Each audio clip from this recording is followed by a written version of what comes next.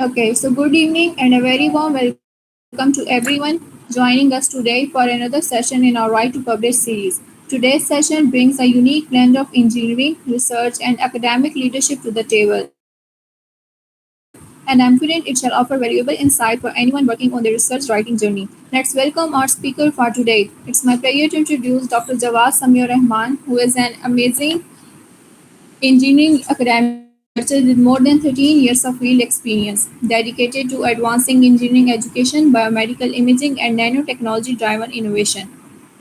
His technical expertise spans nanotechnology instrumentation, advanced MATLAB programming, and medical image processing, with particular focus on cancer research, brain tumor segmentation, and detection. He is deeply committed to capacity building through technical talks, mentoring, and curriculum oriented initiatives, and actively promotes industry academia linkages for students. With that, I'll hand it over to Dr. Rahman to share his insights with us today. Over to you, sir. Assalamu alaikum everyone. Am I audible?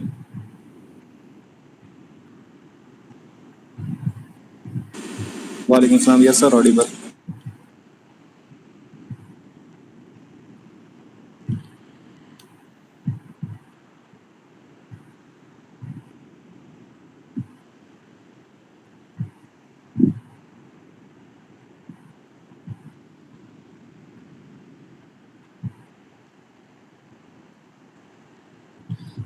Everyone can see the presentation now.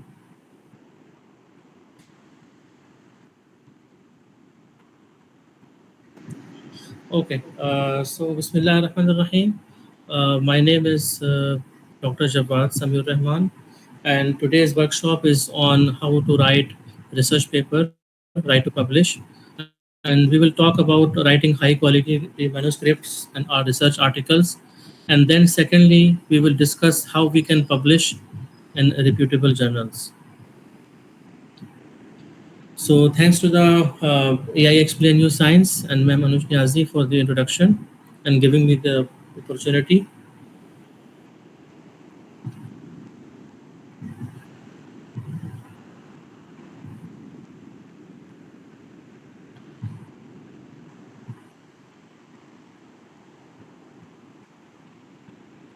So this is my brief introduction.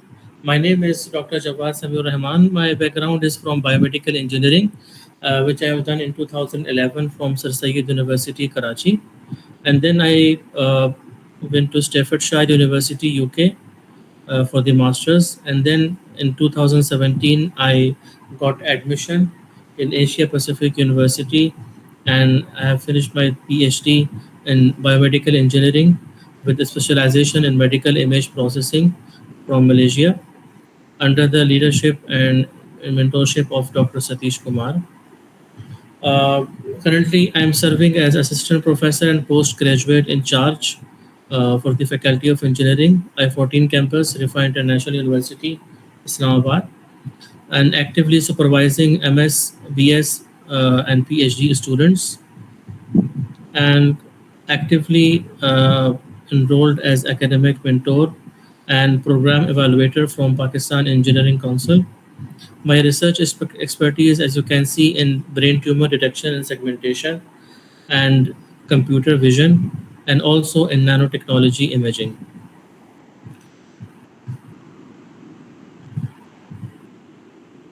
So let's start why we need to publish research. Everyone nowadays is writing high quality manuscripts, and then why need to publish? Isn't it sufficient if we can write research articles just? No, the reason is we have five reasons to why we need to publish our research. Number one, we need to advance knowledge. Once we publish our research in top-notch journals around the world, then we contribute to our field and we help other people to solve real-world problems. For example, my field is medical image processing for cancer research. If I'm writing articles or review articles or experimental articles on cancer research and not publishing it, then I'm not contributing to the advancement and enhancement of my knowledge, because I'm not letting other people know what is the current trend in the cancer research. Once we publish our research, then thousands and millions of researchers around the world can see what is the advancement in cancer research and biomedical imaging. Secondly, when I publish, I gain recognition. I gain recognition because once I submit my manuscript or the research article in any journal, then the peers, leaders, and other senior researchers will see and critically analyze my research articles and what is the drawback and what is the benefits of getting published in it. Then if I succeed in overcoming and addressing those problems, then I can establish myself as a credible researcher. Then everyone will know me. Then I will gain recognition around the world. Thirdly, it will help me to build my career. But this workshop is basically for early career researchers and PhD students. So once you start publishing in high impact and top notch journals, then it will open doors to new opportunities. If you get enrolled in any PhD program, and now from 2025 onwards, in also in MS programs, let's say in any reputable university like Rifa International or UET Lahore or Qaeda Azam or any other university internationally, then you need to publish in high Q1 or Q2 journals at least one research article. Fourth one, it will increase the citation. At the end of the workshop, I will discuss what is the citation and what are the other key metrics that will contribute to increase your citation. After publishing your research articles, you need to increase your citation. You need to market your research article so other people can cite your work in their research papers. So that is how you can increase citations. Increasing citations will increase your recognition, and increasing your recognition will build your career. And the final thing, the fifth point, it will create social impact. The lack I see in other in today's researchers, they don't market their research article. They don't publish it in social media platforms. Once you publish any research, you need to upload and share your research work with other people. Tag them, share on LinkedIn and Facebook and other social media apps, so it can influence the policy and practice, and it can improve the healthcare policy.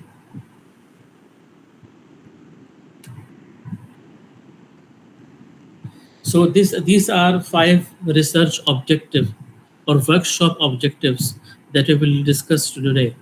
Firstly, we need to understand the research publication process, and then we will discuss the key points, five key points, then how we can write clear and well structured research papers.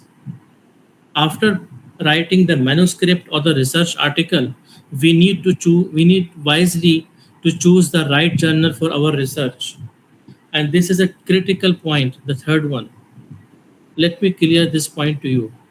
Once we write any manuscript, we haphazardly or right away we submit our research article to any journal. That is a blunder. We Before submitting our research article to any journal, we need to understand and critically read the scope of that journal. We need to critically evaluate the scope of that journal, whether it is addressing our issues and our research topics or not.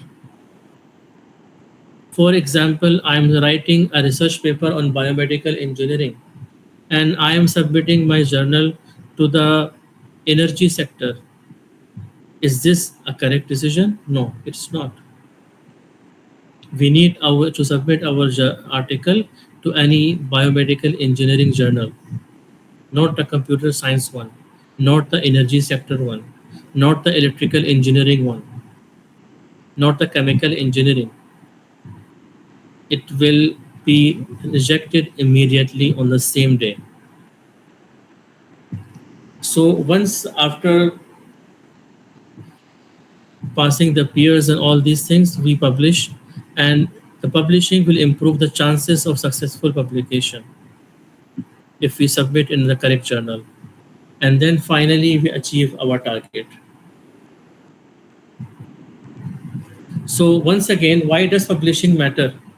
As we discussed the 5 points, these are the 4 more points. It will help us in career growth, in the appraisal process, in getting the PhD degree or MS degree. It will strengthen our profile so everyone can take notice of our publication and other our activities. After getting the publication, it will help us to earn credibility because we become the master of our field of research. And after sharing on social media and discussing with other people, especially presenting our paper in the global conferences, it will help us to gain visibility, global visibility. Then the researchers from other countries can approach us. And then if we start publishing frequently, we can contribute to solving real world problems.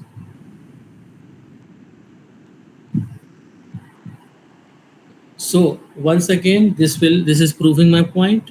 Research without publication, it will be hidden. Your work will stays unseen, unnoticed, unpublished, unrecognized, and uncited. So consequently, our work will have zero impact because no one has seen our work, and then it will be unrecognized. So publish as much as possible while maintaining the quality. How we can maintain the quality? Now we will discuss.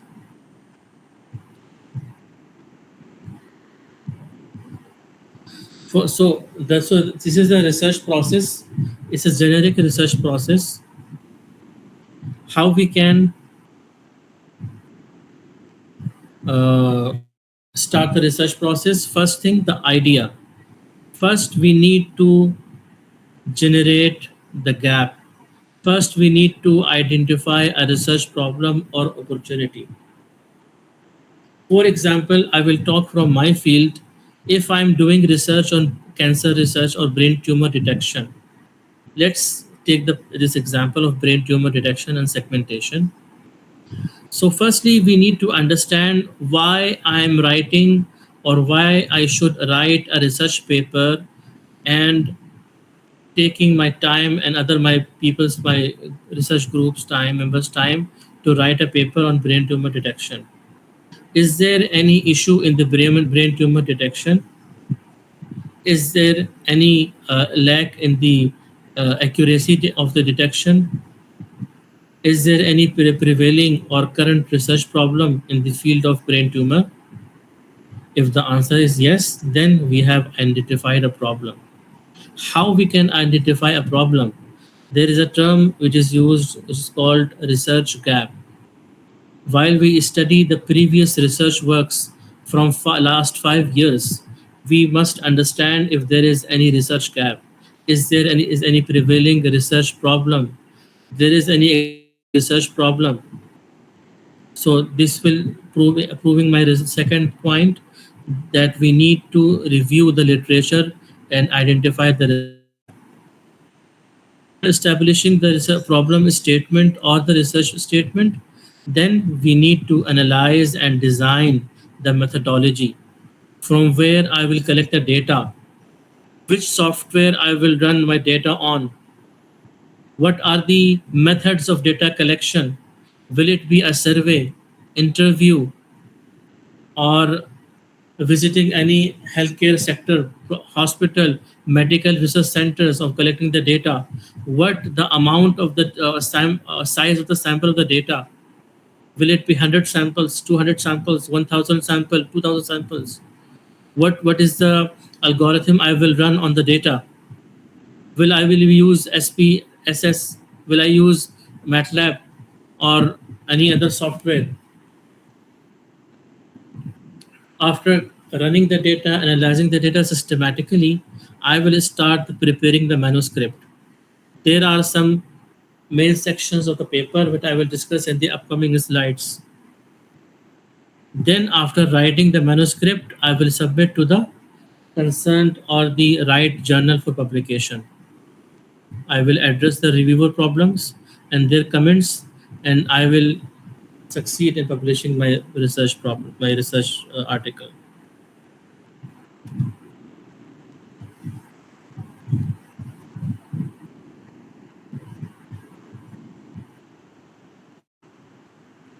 So once again, how to choose a research topic?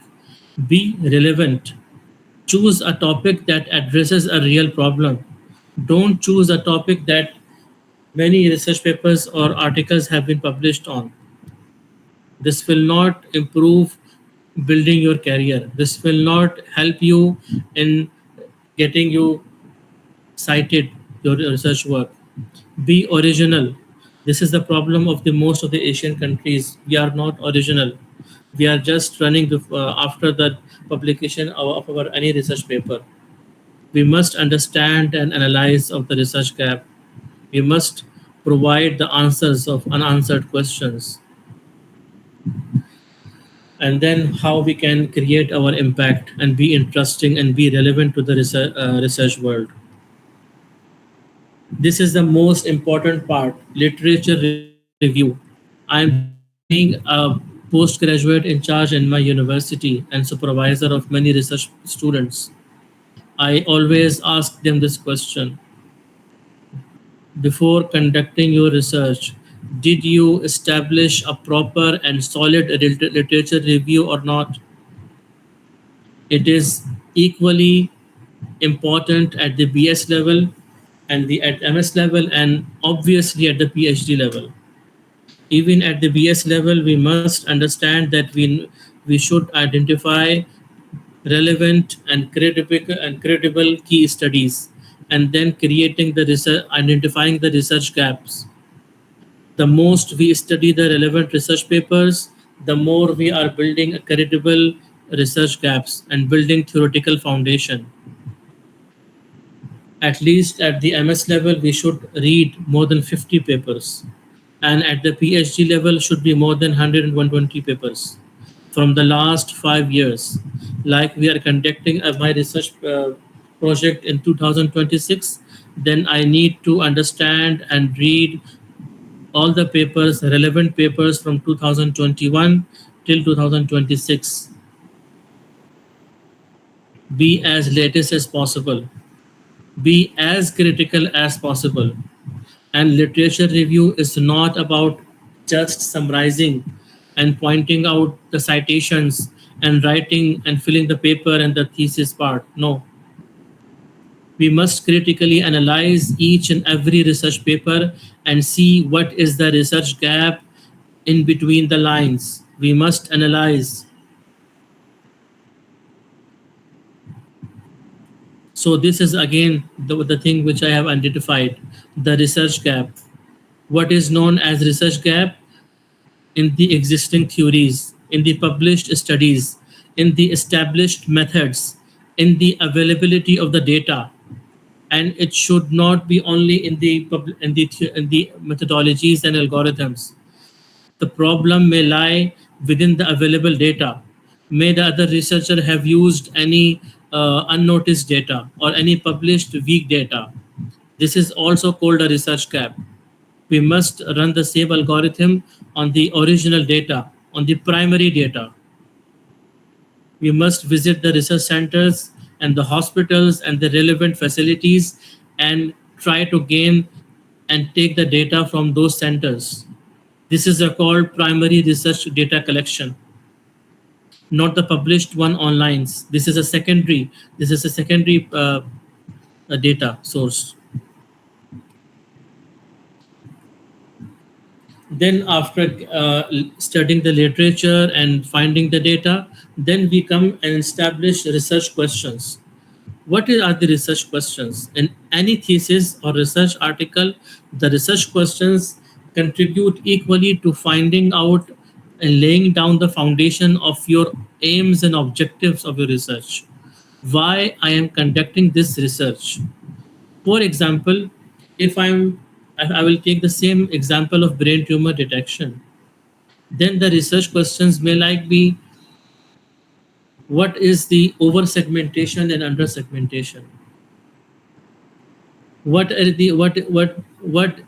the current accuracy and the latest accuracy in the segmentation and tumor detection? From where the data has been collected?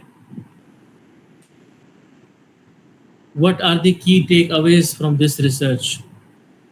So we need to understand and establish the research questions. And to, after writing down these research questions, we will answer these questions in our research paper or the thesis. So this is the research design. First, we need to approach and choose. There are majorly two types of research design. One is qualitative and the other one is quantitative. The qualitative talks about the quality of the research. It does not involve any numbers. It does not involve any statistics. It talks about the quality of the research. It talks about how well you have answered the question. And the other one, the quantitative, it talks about the numbers, the accuracy, specificity, and the numbers. And the third one could be the mix between these two. The second type is the type of research. We have basically two types of research articles. One research article is experimental, it talks about the methodology, and the other one is the review paper. Review paper further can be divided into two types. One is systematic review paper, and the other one is narrative review paper.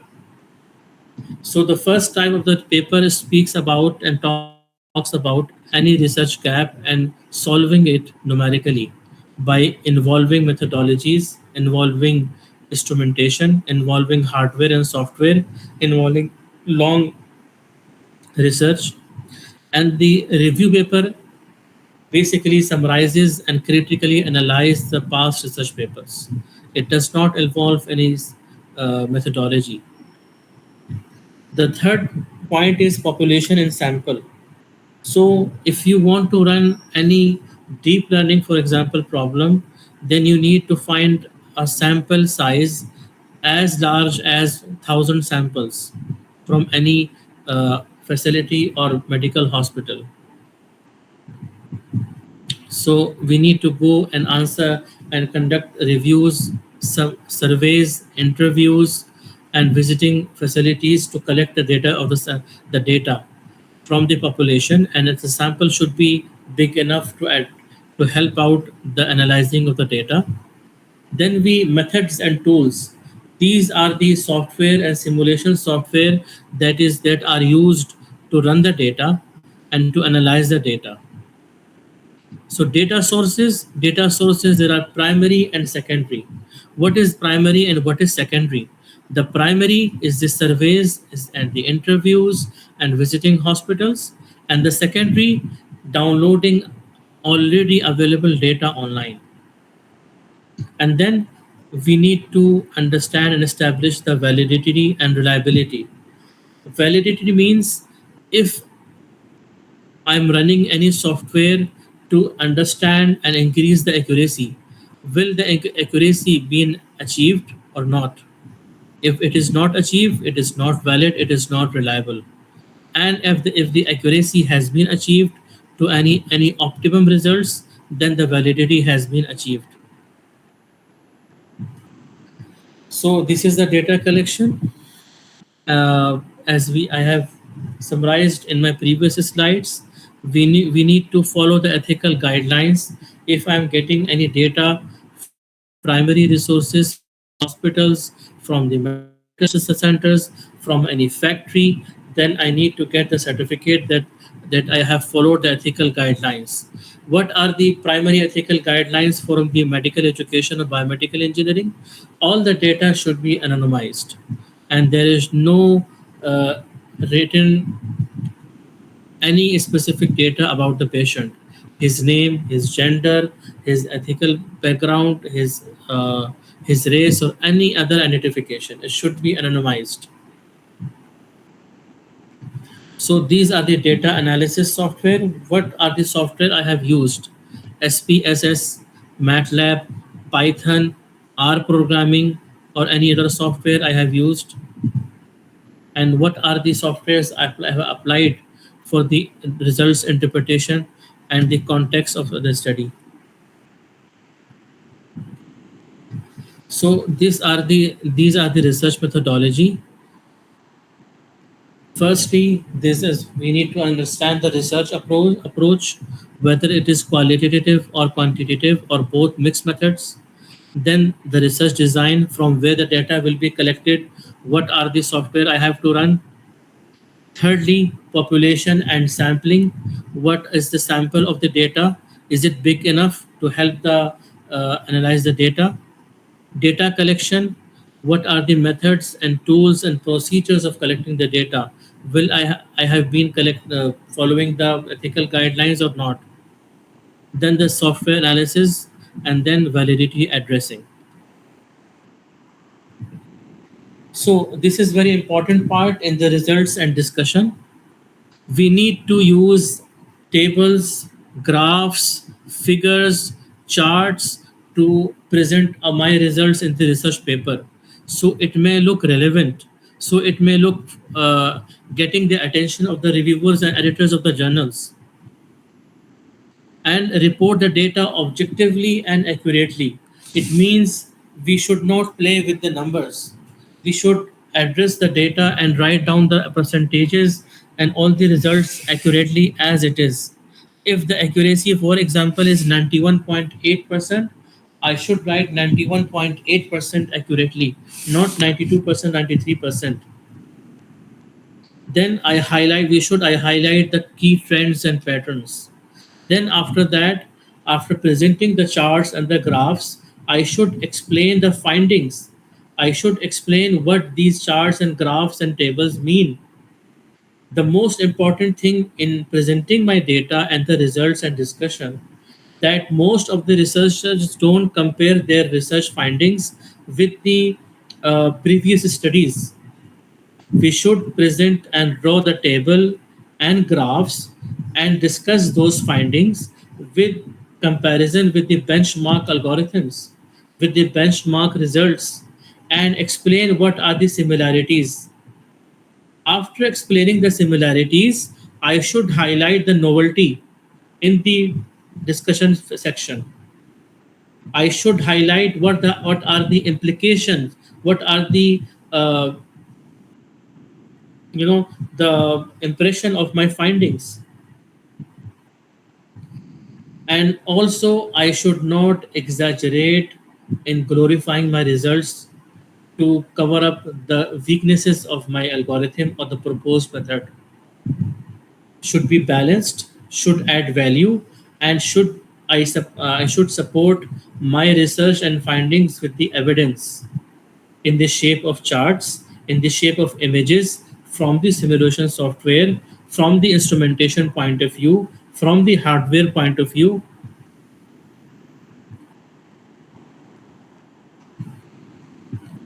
So these are the key principles in academic writing basis. Should be as clear as possible. I should be coherent in presenting my idea. Should be one idea to the next. Don't jump the results. Don't jump the sections, and should be evidence based. This is the structure, general structure of the research paper. IMRAD. IMRAD, these are the abbreviations for the sections. I stands for the introduction, M for the methods, R for the results, and D for the discussion. And the final one, which is not included in this abbreviation, it is the conclusion, which is the most important part. What is the conclusion? It should summarize the key findings and answer the research gaps, and also end with a very strong closing statement and pointing out and stating out what are the possible future work.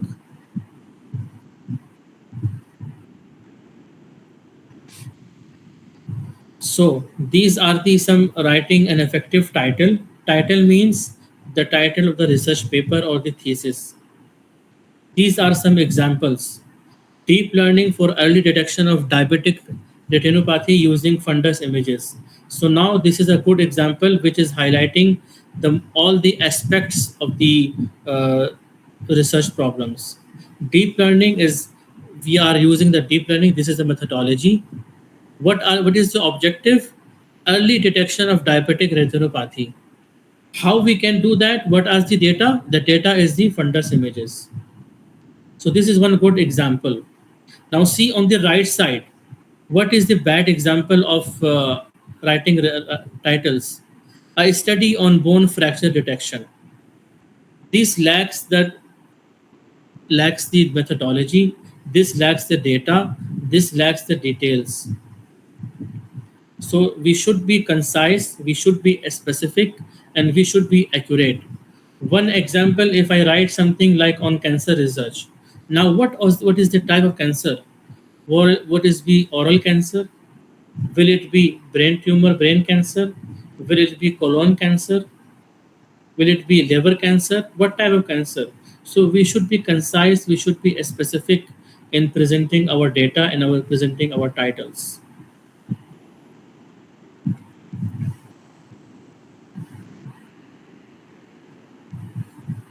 So the second point is writing an abstract. So the abstract is the summary at the beginning of any research paper. It should clearly brief and introduce the topic and explain the research gap. Why I am writing this research paper? What is the basic design or algorithm that I will use? What are the results that I have found out? And this is a key tip, always write the abstract at the end of the research paper. It should be stated at the first point, but it should be written the last one practically. And it should have 4 to 6 keywords. And the whole abstract should not cross 250 words. If you want, you can check the journal guidelines for that.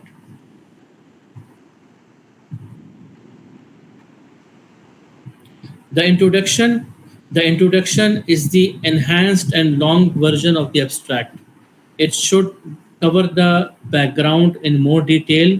It should present the problem statement, clearly define the problem in more 3 to 4 lines, and state the aim and study of objective of this study. Specific objectives should be highlighted in the introduction part. It should be like 2 or 3 paragraphs and present the significance and overview of the paper. Now, the methodology, as I mentioned many times in the presentation, this is example mentioned in the top right side. The example of the methodology should be a detailed one presenting the key algorithms, what are the procedures, what are the instruments have been used, what are the software or the equipment, and what is the data that have been answered, what is the problem that have been answered, what is the questionnaire have been used, what are the interviews have been taken, from where I have taken the data. And then we should present the data analysis and the statistical or computational techniques used, with also mentioning the ethical considerations. So this is the results which is always come after the methodology. This is how you can present the table and the charts and the graphs. Always I'm repeating, use charts, tables and graphs in presenting your results. And before discussing the findings of the results, it will attract and it should catch the eyes of the reviewers and the editors. So in the discussion, we interpret the findings which I have presented in the tables and charts and graphs. Always be accurate in the presenting the percentages and the models and the methodologies. And also always compare your proposed work with other benchmark algorithms, with other previous research works. Present it in a separate table to show what limitations that have been discussed, and I have addressed those limitations, and also suggest the future work. Also suggest the future work in the conclusion section. So finally, in the conclusion section, we should be concise. It should be 4 to 5 lines, not more than that. End it with a strong closing statement, presenting your research work and the final data and the final results, and suggest the future work. What are the recommended areas for for further and future research? So this was the research paper writing. Now this is an edit table from my side. After publishing public, this is slide is all about after publication. So after publication, uh,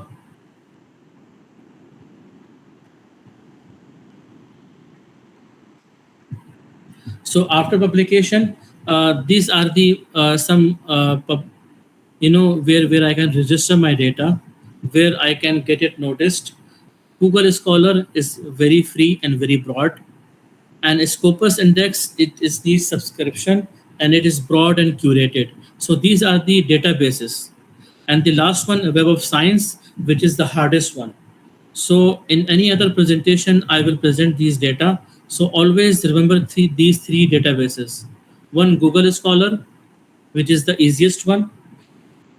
Harder than that is Scopus, which is Europe based, and Web of Science is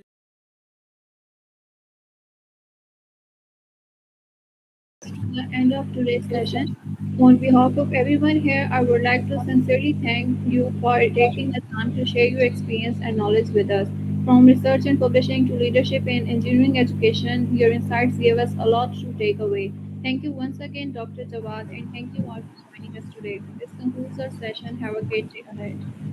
Thank you.